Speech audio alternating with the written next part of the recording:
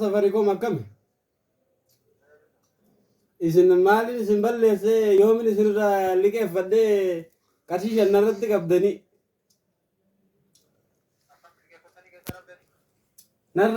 Sirraa qabnaa naan jettan isinii kafale isinirraa qabu narraa qabdanillee ganaa liqiin fuudhu yeedin ta'anii. Ummanni keenya rakkoo keessa jira jimaan bitamuu dide.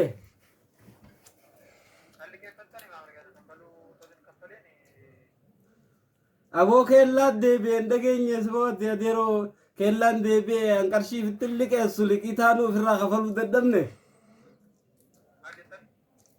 Keellaan jimaa deebi'ee waa takka gandinuu nu ergutti hin jiru.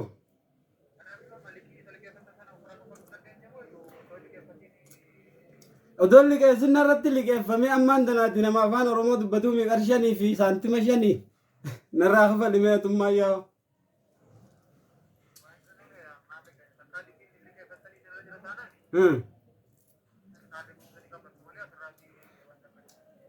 Ati duba baajata kee qabaatirraa oo naana itti maali qarshii jaanaan liqeessitu ati.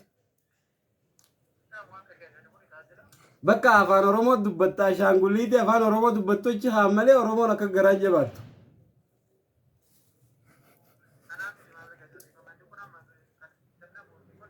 Ati amma maallaqa birootu na gargaarta yoo osoo adeegu haardii qarshanii irraa kafaluu dadhabda.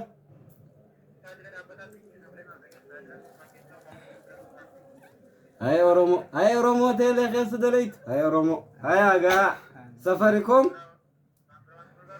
Egereeri qabdanaa nu gargaaruu hin dandeenye jedhee ammaa nan gargaarre. Wal gargaaruun bar waan namni hin dandeenye tokko gargaaruu jechuudha baan.